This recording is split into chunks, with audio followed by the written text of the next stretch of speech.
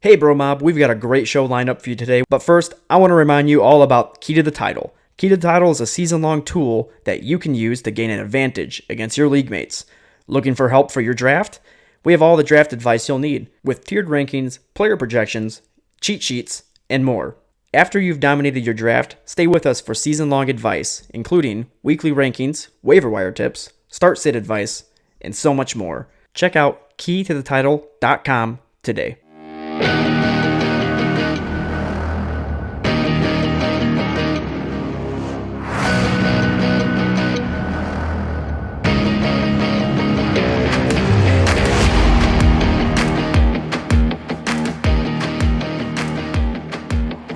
Hi there, BroMob.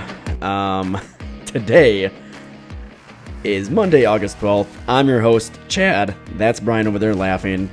And today we're going to be going over it's going to be a great episode, I promise. Stop laughing, Brian. It's going to be really, really bad. Yeah, it's not going to be heads up. You might not get the best episode this week. Chad might have been punched in the throat 80 times by a midget. So. Yeah, whatever it was, I got punched numerous times in the throat. Had a good time though. It's always fun. You do not look well. I don't feel well. My entire body is in pain. I mean, you normally look terrible, but today is a whole. You created a whole nother level. Yeah, I'm working on a whole new atmosphere and aura of personality that I'm trying to put forth into the world. So that the BroMob knows, we usually hit the intro music and go. Like there's no stopping. It's full speed. It took us 3 tries. This is the 3rd take. So yeah, it's the best version. For a little bit more backstory as well, I'm not just in this terrible mood for no reason. I went to a wedding this weekend. Probably had a little too much fun, and I'm reaping what's the word I'm looking for? I can't even think today. I'm not benefits. The benefits yes. Or lack thereof. Yeah. So here's the deal, BroMob. I might be doing a little bit more talking today because we actually enjoy having you as a listener, and we don't want to lose you. So yes, we let that guy over there talk. Might be in some trouble. So I might be doing a lot of yeses and nos.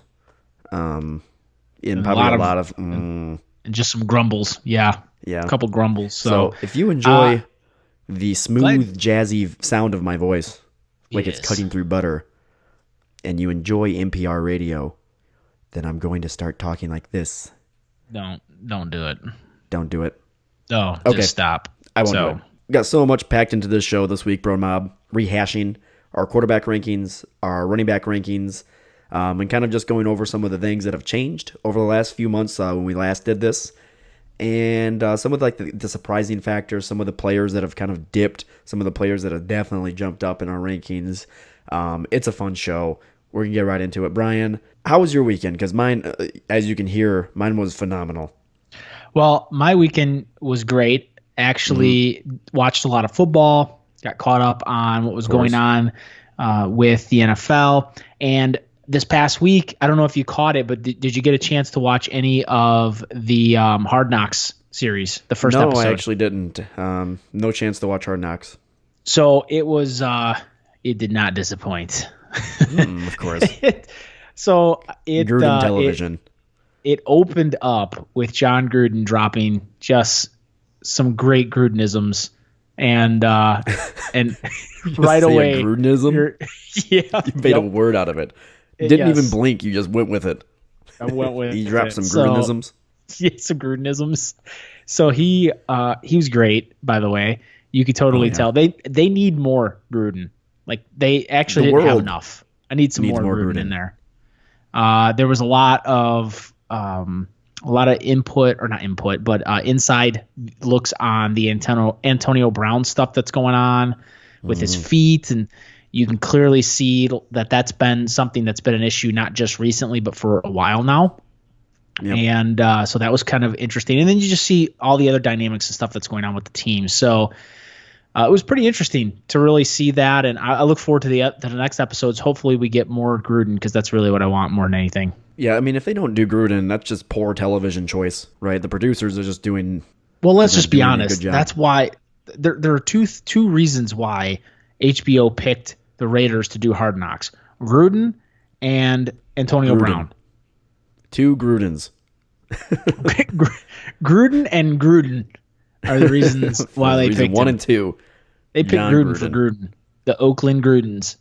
That's pretty much what they are this year. Changed their name when they moved to Las Vegas. The Las Vegas Grudens. Just his face on the set of helmets. No, it's just his fist with his giant ring. Just sticking out. I was thinking his crazy eye just popping out of his head almost when he's just super angry. That's right. All right, we've digressed too much. BroMob, let's get into the show. But first, I want to talk to you guys about Key to the Title. Key to the Title has been just going crazy. So many users coming out there using it, helping with their draft preparation for this summer. If you haven't yet, go create your free, yes, that's right, your free account and get into this today, because it's got so much helpful information. We've got sleepers, we've got busts, we've got bad information from Brian that you don't need to read. We've got tiered rankings, projections, everything you could possibly think of. It's there. We've put all the work together. We've done all the work to kind of get it in front of you guys and offer this awesome product to you for free this year. So get out there, create that free account, go to keytothetitle.com and join into it today. And after you're done looking at Key to the Title, be sure to follow along with us after the show on Twitter and on Instagram at FF Bros Podcast, and do a little bit of a search at that hashtag BroMob. There's a lot of information out there that we've put out into the cosmos for all of the BroMob listeners out there to look at. So without further ado, Brian, let's get into the show.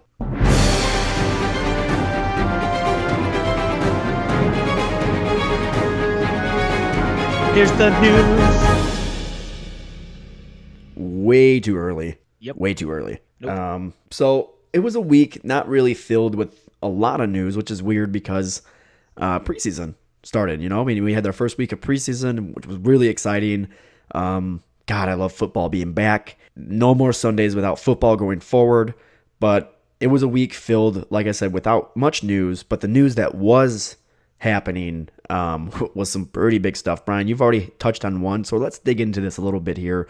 Antonio Brown just seems to be becoming more and more of that diva that the Steelers did not want on their team. And we could see why they got rid of him. We all kind of understood it. But, man, this last week, between getting frostbite on his feet,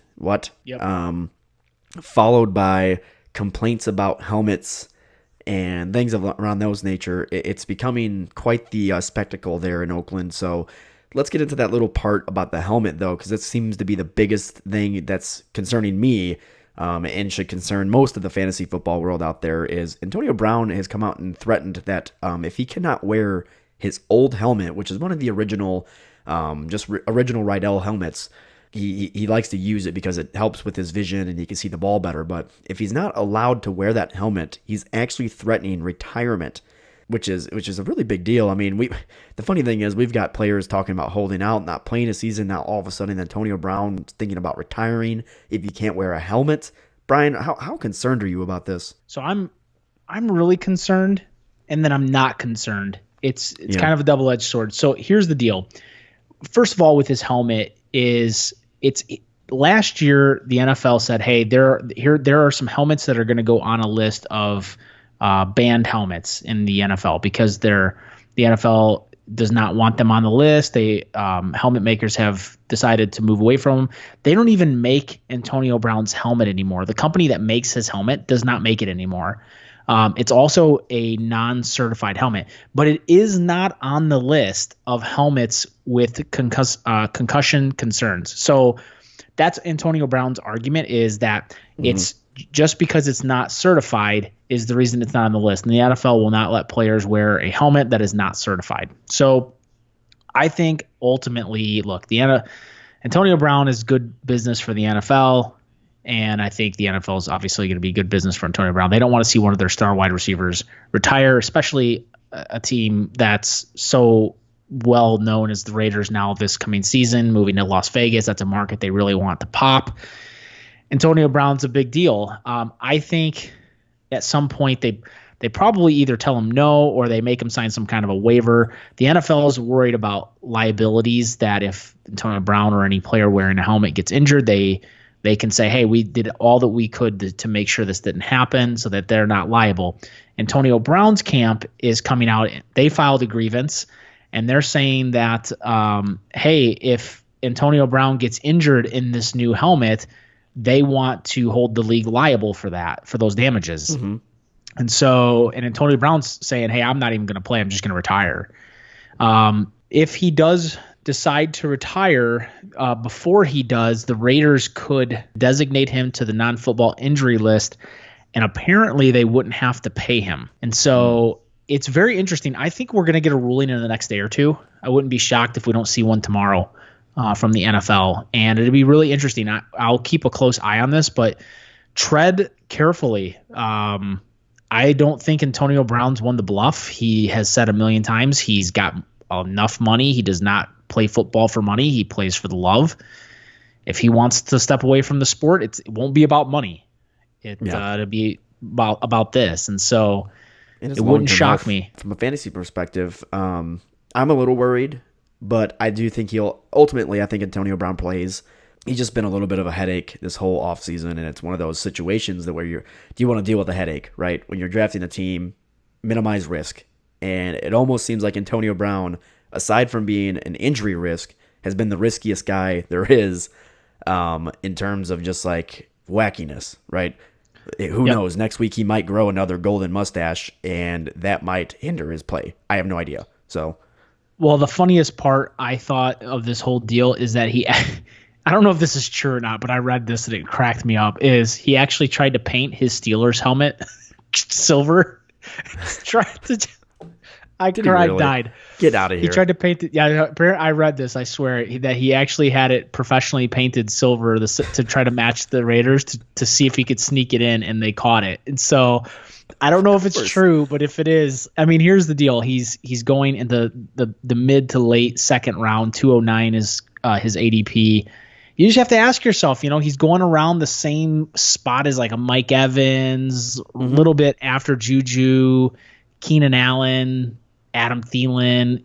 I think that's where he belongs. I'm not changing my rankings on him yet, but I am kind of treading lightly. I just think about the risk. Where do you want the risk? And the first couple rounds, Chad and I try to advocate, like, don't take unnecessary risk. Those are the areas like, look, do you want a Mike Evans or Antonio Brown? Mike Evans is going to play. You're going to have any problems with this holdout business. You won't have any mustache issues, and he's going to ball out. Or you take Antonio Brown, and you might have the same production from a guy that's got a lot of risk. So just think about those things as you're drafting. Yeah, agreed. All right, let's move on. Another really big news story here. Former Browns running back who had been asking for a trade for some time, Duke Johnson, was finally traded to the Houston Texans for, from what it sounds like, a fourth rounder that could end up being a third rounder based on his performance. So, big move in the NFL. Huge. It's huge for Nick Chubb because it sounds more and more like these guys are committed to Chubb. Kareem Hunt's there. They know he's there, so they're like, you know what? We don't need Duke for the first. So here's the thing. Everybody, I want to bring this up because everybody thinks Kareem Hunt is suspended for the first 8 games. He is, but that doesn't mean the first 8 weeks. So they have a bye week inside of that already. So what's going to happen is when Kareem Hunt comes back, it's going to be week 10 in the NFL. So it's really like not having him for 9 weeks, and you're going to get him on that 10th week. So it's some time, but it seems like the Cleveland Browns are committed to both Nick Chubb and Kareem Hunt as their backfield and decided to capitalize on Duke Johnson's talent. So that should help fantasy owners capitalize on Nick Chubb's talent alone for those first 9 weeks in fantasy football. So I'm really excited because of that, and I think it's something that a lot of fantasy owners should be very excited about as well. Nick Chubb has moved up in my rankings based solely off of that, and then also on top of it all, just watching him in that first week of preseason games. I mean, how they used him in that first opening drive, unbelievable. That was just lightning. Baker Mayfield was commanding the field. Nick Chubb was used in the running game when the defense was just completely confused, taking it 12 yards, taking it 14 yards off a reception. They used him in that passing game. That's the biggest thing. Nick Chubb's going to be a really big benefactor off of this. So, Brian, I think the bigger question here for fantasy owners is what happens to Lamar Miller? And I already know, but I'd like your take on it because you're kind of, I wouldn't call you a Lamar Miller truther, but you've always kind of stood by him in fantasy football terms because he's old faithful, quote unquote. Yeah. So, I mean, to me, when they let go of Deonta Foreman, I knew right away that they're committed to Lamar Miller. Not only that, but the team has verbally said Lamar Miller is the guy.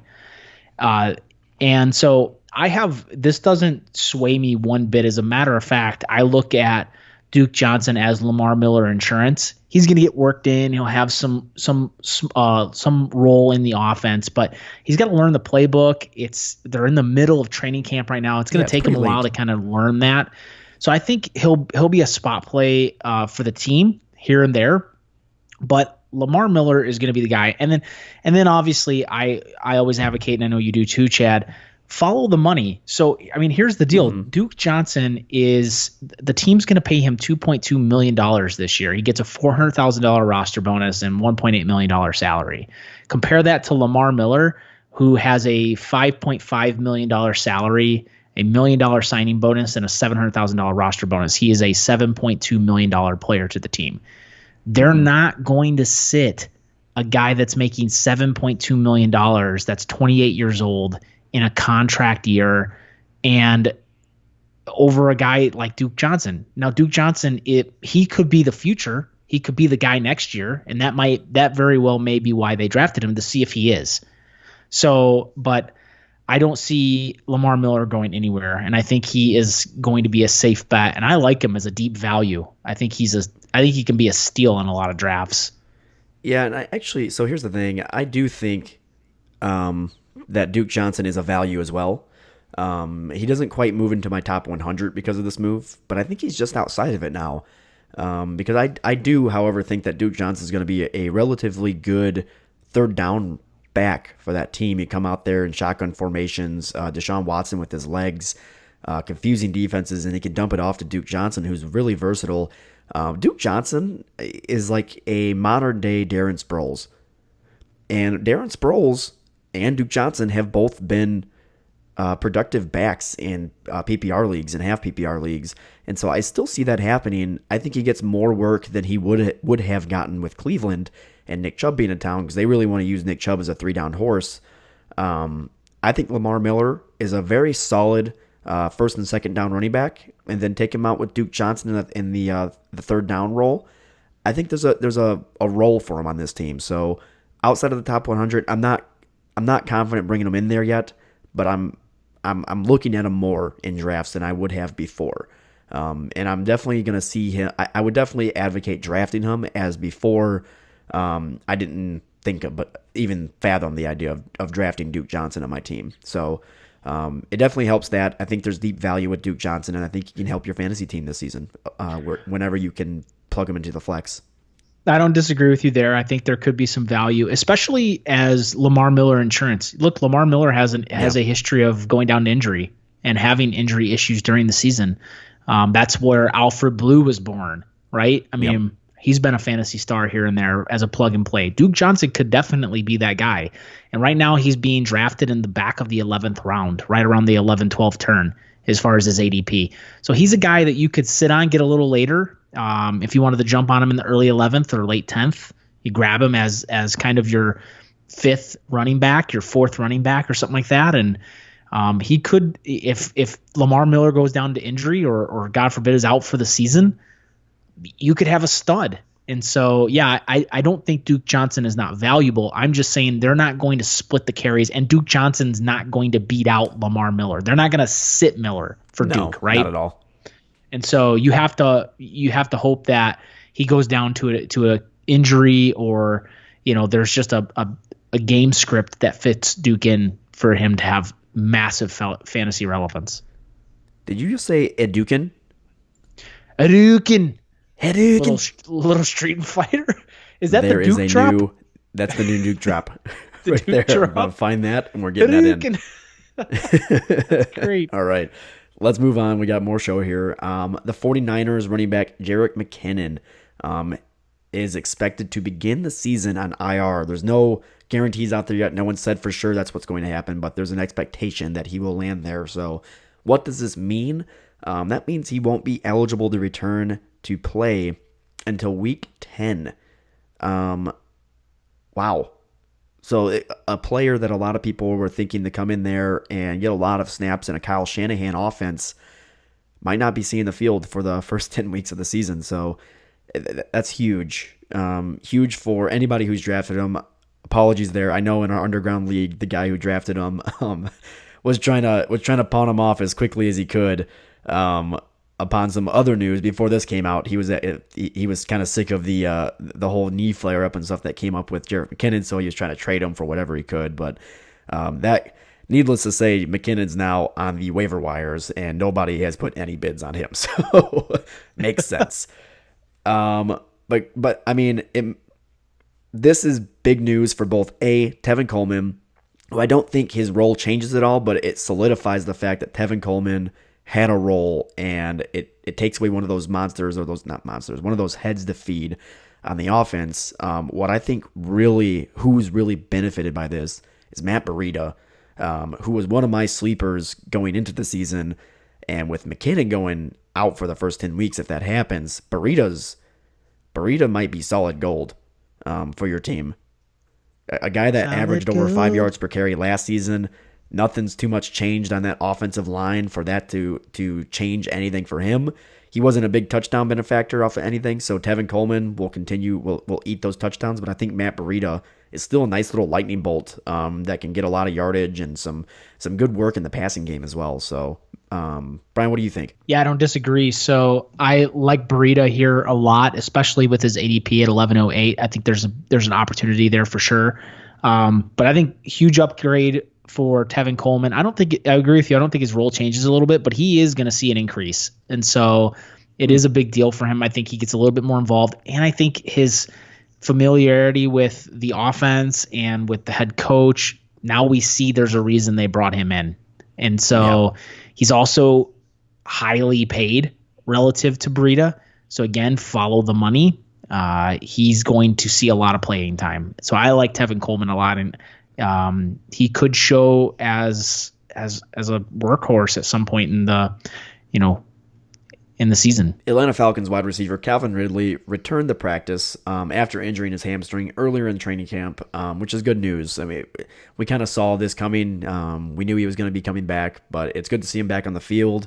This is a guy who people are drafting pretty high this coming season, and hoping for maybe not so much a repeat as what he did last year in terms of touchdowns, but an improvement in yardage and a more consistent game from him coming this season. So good news for him, for both the team and for fantasy owners alike. On players that are returning to practice, Andrew Luck has been seen wearing a red jersey and has started to show up to practices yet again, which is wonderful news, because there was a lot of weird talk going on with Andrew Luck that, man, there might be a possibility he doesn't make it to week 1, which is would be devastating for teams. But Andrew Luck out there practicing with the team, attending everything that he can. He's wearing jerseys now, which means he's going to be getting out on that field here soon. Good news for all fantasy owners, and good news for the Colts, because, I mean, they did not look, good without him. So Andrew Luck is a game changer in general, so it's good to see him finally attending practices again. Yeah, I agree. I'm excited. I think Luck's going to be electric this year. Mm-hmm. Yeah, I have some really high expectations for the guy. So, all right, and then finally, a last little bit of news here on the 49ers. After the 49ers preseason game, which, again, another offense that didn't look too hot, a lot of sputtering, a lot of just weird, I guess just weird chemistry and sputtering drives, really. But after the preseason game on Saturday night, head coach Kyle Shanahan hinted that the breakout candidate Dante Pettis might not have the starting role sewn up. He didn't say this in particular, but instead what he said was that he was really hoping for Pettis to fight for the role, and they really don't know who the wide receiver core is. They're kind of looking at who their starting wide receivers are. So not really good words there for Dante Pettis. Maybe it was just Kyle Shanahan trying to get into Pettis' head and saying, hey, you didn't show up for this game. You weren't what we were expecting. And so I think he's just trying to get into Pettis' head a little bit. It is just week 1 of the preseason. We don't want to overreact. I think it's a little bit of just Kyle Shanahan trying to get into his head. So Pettis has been very up and down during camp, and they're wanting to see more from him. They're looking to see him be that star that fantasy owners want him to be, and the team wants him to be. He's really shown those moments during practice where he turns heads and people go, wow. And then there's other moments where he's just completely gone. So, Brian, do you think this is a reason for concern, or do you think it's just Kyle Shanahan trying to get into Pettis' head and let him know you got to step it up? I don't know. I don't know how to take it. I just know it seems like there's going to be some risk there. He's going I think his ADP's in the middle of the 6th round at like the 608 right now, and so I look at him, and there's guys like Robbie Anderson, Alshon Jeffrey, Allen Robinson, Christian Kirk, Will Fuller that are kind of going around that same spot. Mike Williams maybe a little early. And I think I'd take some of them over him just to not have the risk. I don't know. I think it could be a little hypey. So, ultimately I think he's the guy. But I mean, if he's showing up and disappearing and stuff, that's not especially on a team that struggled last year. Yeah, agreed. I mean, I still very much so love this guy's upside. I mean, he led the league in separation, average separation from corners last season, in his rookie year. So he's a very talented wide receiver and has the stuff to do it. It's just we need him to show up week to week. I still really like the upside, and I still think that he fits into that same round and around those same players. But I agree, if you're one of those people that's risk averse, especially in the middle of your draft, and maybe you did go a little bit risky in the beginning, and you did your thing like Antonio Brown, or you went with a player like Damian Williams, who we'll talk about here in a little bit. They have a little bit more risk, but a lot of upside. Maybe you don't go with a Dante Pettis this late in your draft. But if you went safe and you got your players that you like and you know they're going to produce, and you want that possibility of your wide receiver 2 or your flex option to just go nuts week to week, Dante Pettis can still be that guy for you. So I don't want to scare everybody off of him completely, but understand that there's some risk involved with him now. All right, let's move on, Brian.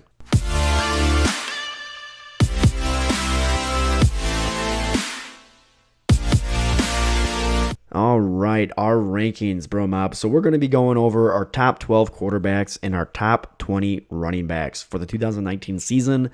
Everybody's starting to get their draft season rolling on here. They're starting to get into their redrafts. Most Dynasty has ended, but there's definitely some Dynasty drafts coming up here too. So these are going to be our rehashed rankings. BroMob, we gave you guys the rankings before in a few months ago for QBs and for running backs as well, but going into your fantasy drafts, we just want to make sure that you have the up-to-date players that are available out there and who we have ranked in those top 12 and top 20 situations, and players that you should be targeting in your drafts. So, all right, Brian, let's get into our top 6 QBs right now. Going on the list from our consensus, I'll start it off right now. So, number 1, we've got Pat Mahomes. Number 2, Andrew Luck. Number 3, Deshaun Watson. Number 4, Aaron Rodgers.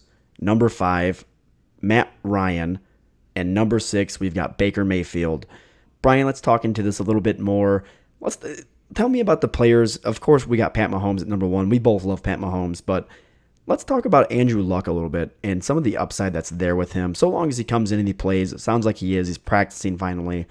But I think there's a lot of upside here for Luck to be the QB1 in fantasy football. Yeah, exactly. So, I mean, we have him ranked as the quarterback 2 in key to the title. He is a tier 1 quarterback, should have similar fantasy output in our eyes to Pat Mahomes this year. So, I mean, we just see big things happening. And if he's healthy, there's no reason to think otherwise.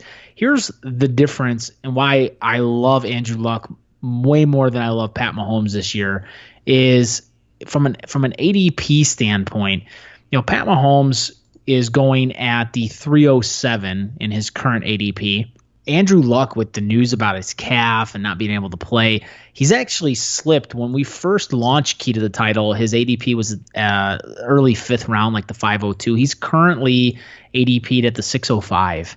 So he has slid an entire round. If he can maintain that, then I think you get a steal. He's going behind Deshaun Watson and Aaron Rodgers at the moment. Yeah. So I think the biggest thing here is Andrew Luck going in the sixth round is one of those league-winning picks, right? Because you're getting a possible the QB1 in fantasy football after you've drafted all of your basically starting squad and your depth, right? So you've got hopefully by the sixth round, in the first 5 rounds, you've drafted running backs and wide receivers to fill up your roster. So the fact that you have that and all of your starting players, and now you can add an Andrew Luck on top of that, that's incredible. Yeah, I mean, I like Luck a lot at that 605 spot. I'll tell you who else I like is Matt Ryan at middle of the 7th. Right now at the 706 is his current ADP. I just think that's a value, and so to get a guy that was a top 2, top 3 quarterback last year. I think he was number 2 or 3. QB2. Yeah, last year. Yeah, QB2. Roethlisberger was right behind him. So I don't see Matt Ryan. I mean, I get it. If you look at his history, he's been very flip floppy from year to year. One year he blows up, next year he's kind of blah. But I don't see any reason why he shouldn't have a really good season as well. That team is very, very talented. Yeah, he definitely has the weapons around him. Another player that has the weapons around him, and I definitely think is a breakout candidate. Everybody's talking about it, so let's bring it up. The man himself that feels dangerous when he walks into the room, Baker Mayfield. It's going to be hard for him not to break out, right? Like he has to have a dramatic drop off for that. They've added so many weapons around him. One name in particular, OBJ, alone will increase his production. So Baker Mayfield, we've got him consensus 6. Brian, you have him at 7. I have at 5.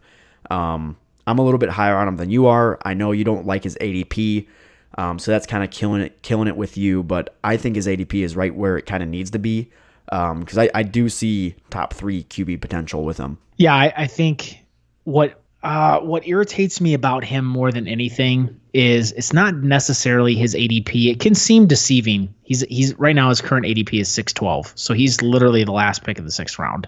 So I don't dislike him at that spot. What I dislike is his standard deviation, which is like a measure of the high and the low. So I mean, he's going as early as the back of the 2nd round, which to me is absurd.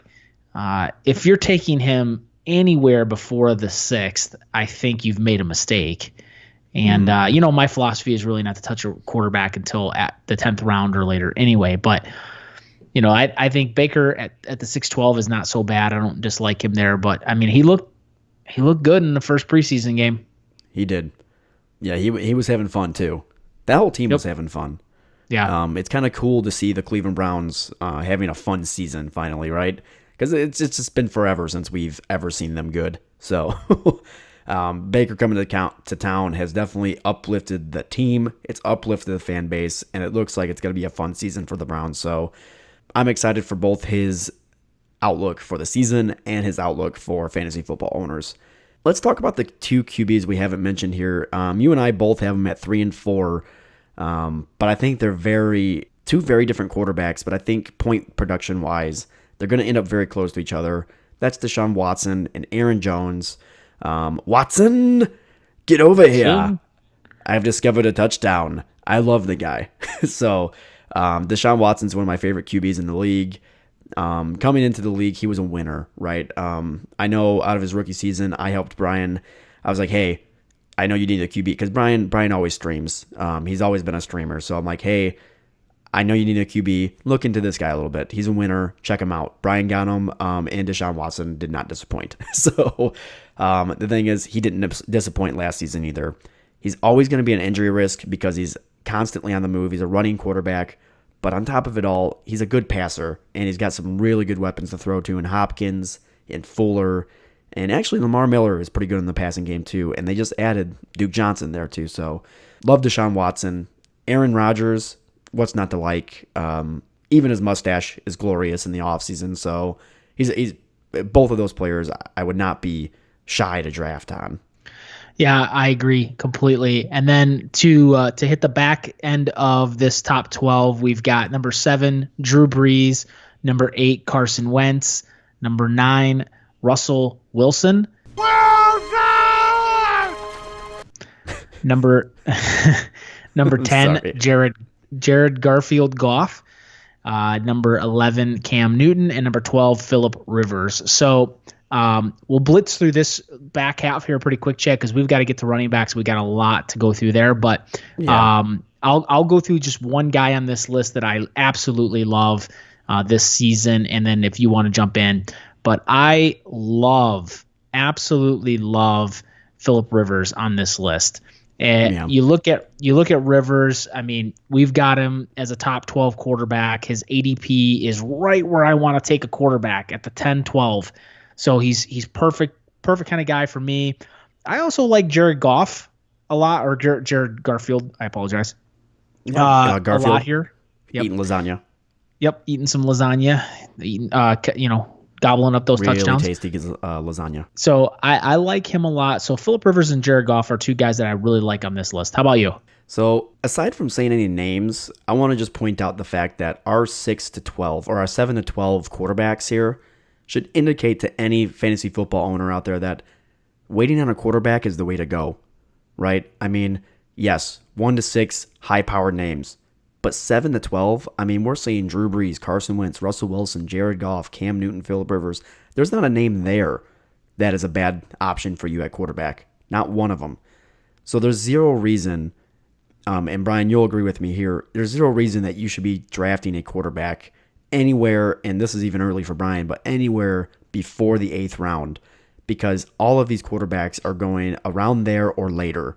So, I mean, if you're drafting Patrick Mahomes in the 3rd, or Andrew Luck, Andrew Luck's in the 6th now. I still think it's a steal. But if you're taking Rodgers in the 4th or the 5th, you've made a mistake, because you can get players that will produce close to as what they're doing in the 8th to the 10th, sometimes the 12th round. So I think if one thing you're going to take out of that is that there's lots of depth at the quarterback position. Yeah, I agree completely. But if we're going to say one player that I really like out of the whole crew, I love Russell Wilson. Wilson is just somebody that I still love him today. I mean, he's got the floor with his feet, and he's one hell of a passer. I mean, he's got one of the best deep balls in league history, and they just so happen to draft a pretty nasty deep field threat in a guy that looks like a Greek god coming to the team, DK Metcalf. Russell Wilson's going to find out how to use him, and he's already got Tyler Lockett, who is one of the better deep specialists in the league already.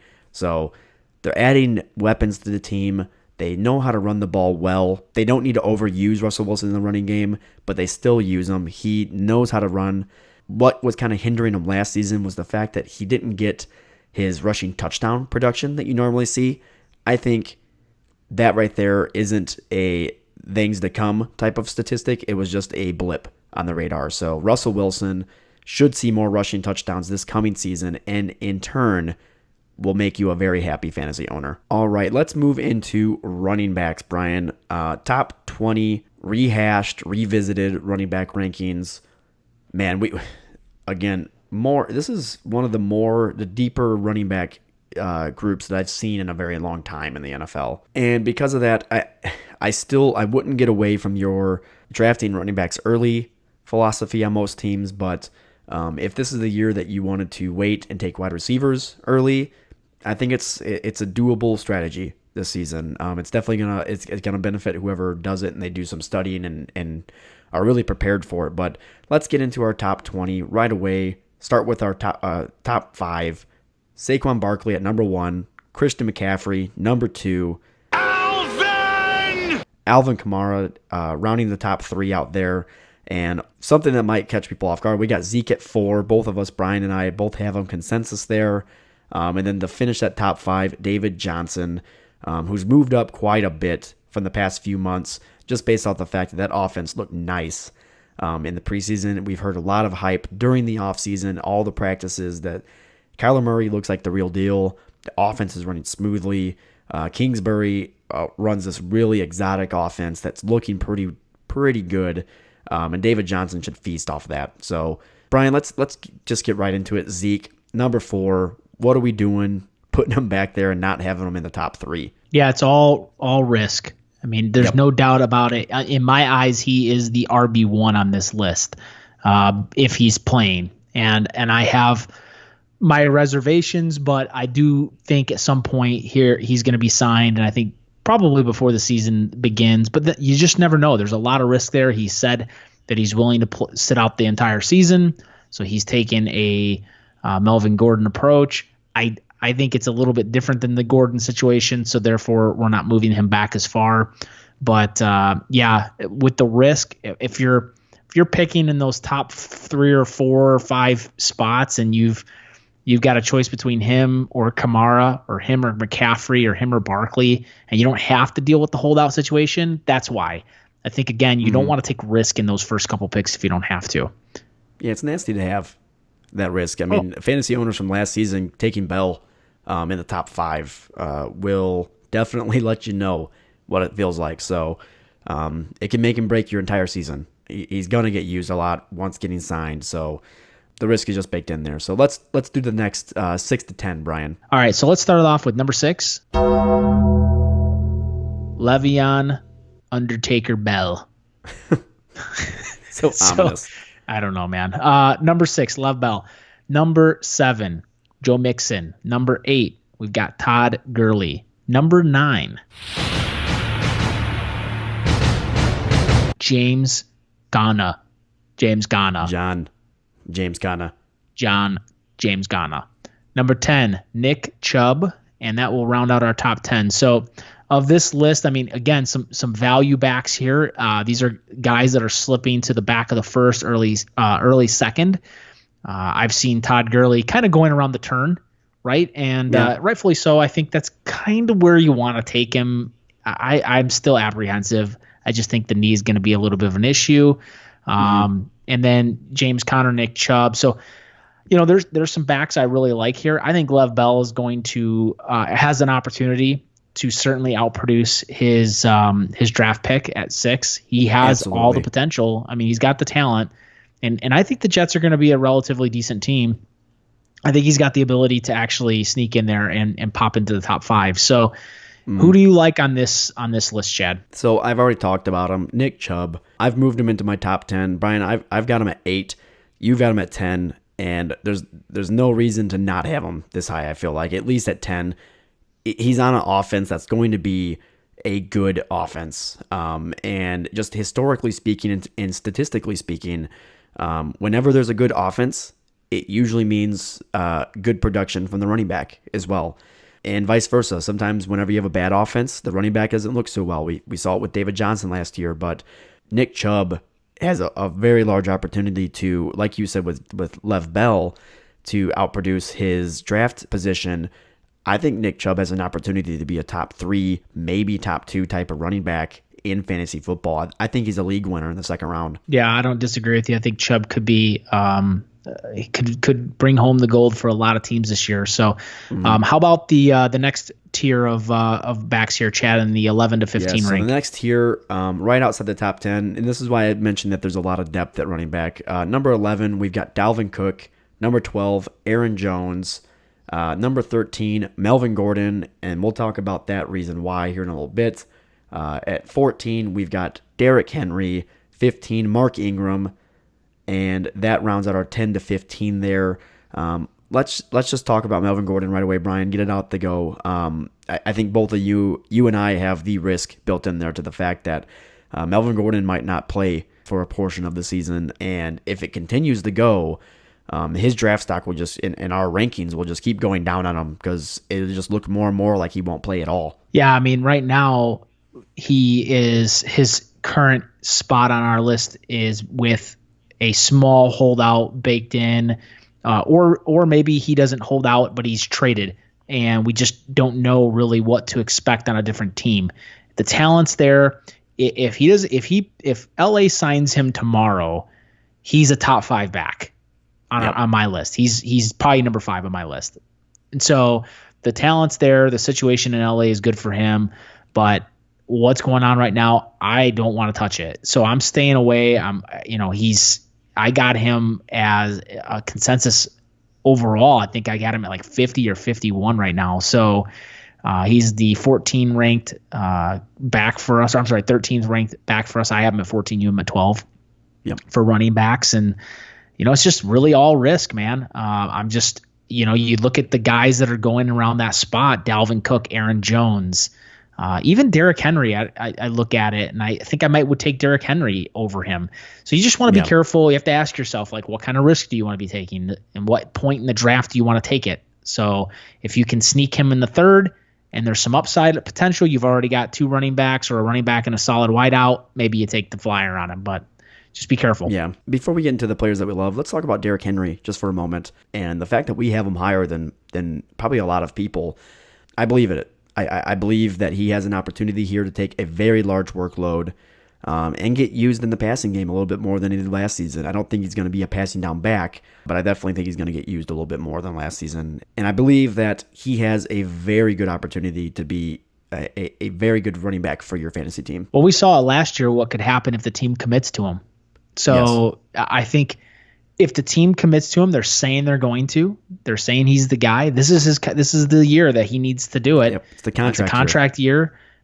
All the stars are aligned for him. So I expect big things. I've always believed in Derrick Henry. I've always loved the talent. I've just always thought the team didn't believe in him. So the opportunity wasn't there. But I think this might be the year. And so I have him adjusted just the way I like it. I mean, I have him at 13 overall for running back. Chad, you have him at 15. Our consensus is 14. And we are a little high relative to other fantasy outlets, English. So fantasy Ingas. Fantasy Ingas. Inga. It's the word I use when I'm confused and don't know what else to use. So I just throw that in there. But of course, I think he's gonna be solid. So yeah, love Derrick Henry. You asked me who's the guy I love. He's a my guy. Aaron Jones. Yep. Love him. Absolutely love him. 12. I got him as a top 12 back, and I think he's a steal this year. He very well could be the guy. He could be the Christian McCaffrey this year. That's how I look at him. Yeah. I mean, watching him play reminds me of a guy that was pretty good, Jamal Charles. He looks and plays just like him. It's just the Packers need to use him. And if they just did, he has all the same attributes as Jamal Charles. He got the speed. He is pretty powerful, and he can block. He can run block. He can do pretty much anything you ask of him. He's a red zone running back. He can goal line carries. Everything you can think of, he's got it. The Packers just need to use him more. No, I agree. And then let's finish it up here, Chad, with our top 20. We'll round it out. Number 16, we have Devonta Freeman. Number 17, we have Marlon Mack. Number 18, we have Kerryon Johnson.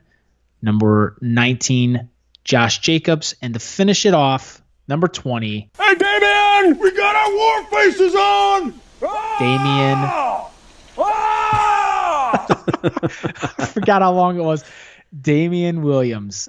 So, man, he has slid on this list, huh? He really has. So, yeah, let's hit it head on. So, a lot of concern, obviously, for the injury, the hamstring injury that's keeping him out of training camp right now. Doesn't seem like Andy Reid's very thrilled. And in the meantime, you've got some other guys in there that are getting some playing time and are looking pretty good and impressing.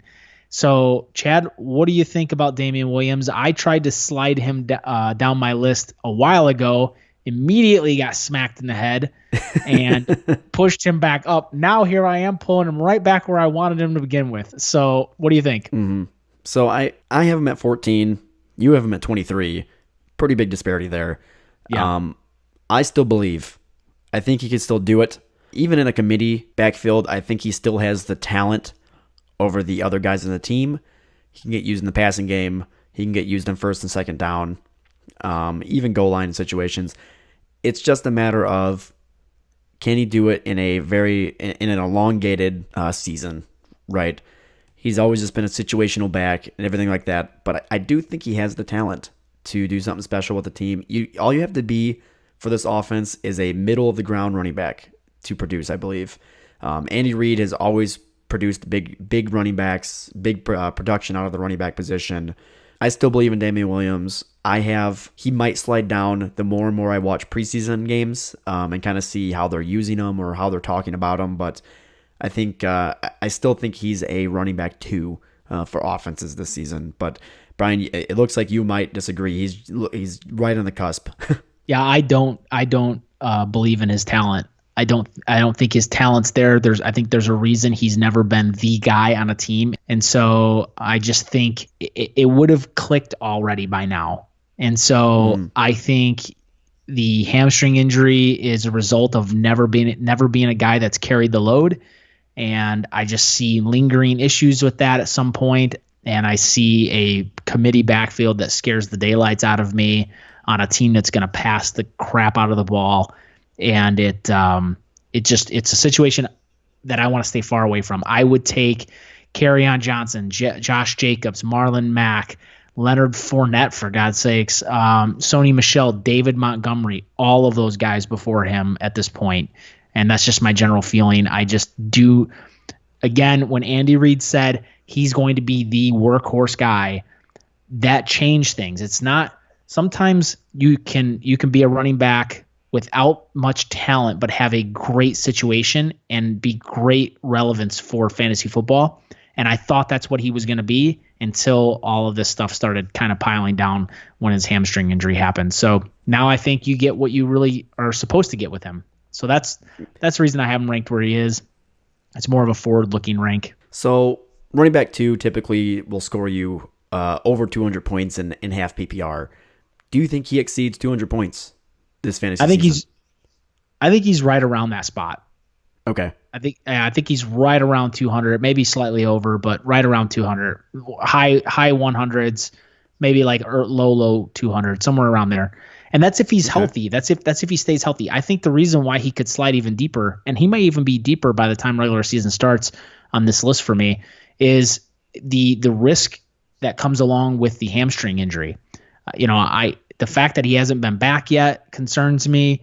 I don't know. We could see tomorrow that he's back on the field. Who knows? But all those things concern me. And I know next week we're going to have we're going to have a special guest on the show talking a little bit about some injuries. So we'll wait for that. But Damian Williams scares me a little bit. So I'd rather take some of these other guys that don't have those issues, that aren't trying to fight for a backfield and don't have a history of not being the guy.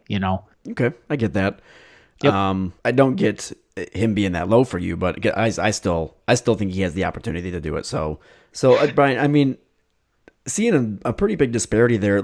Are you willing to put some green on the line? We've put a lot of skin on the line lately. I'm thinking about putting some green on the line. Damian Williams. What do you want to bet? Over under the 16th back. Well, we have him ranked at 20 right now. Consensus. You have him at 14. I have him at 14.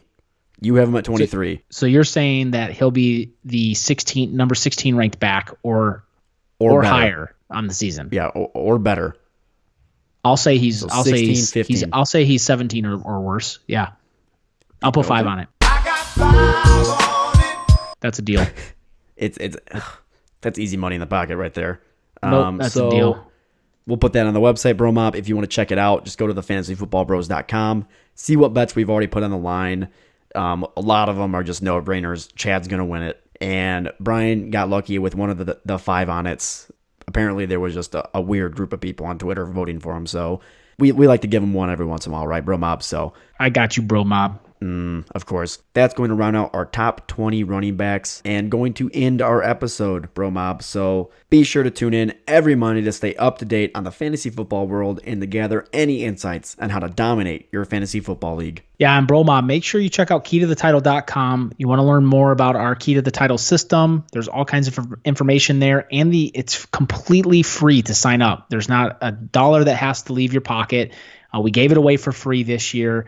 Create a free login and log in and enjoy all the information. Again, sleepers, busts, tiered rankings, and printable sheets. You can go in and pull PDFs up and print them, bring them to the draft if you're not going to have a computer.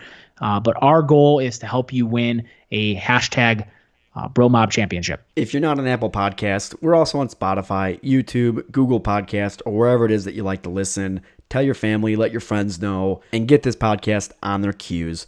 Follow us on Twitter and Instagram at FF Bros Podcast, and be sure to check out our website, thefantasyfootballbros.com, for all kinds of articles, rankings, and more. Thanks, BroMob. See you next week. Bye, everybody.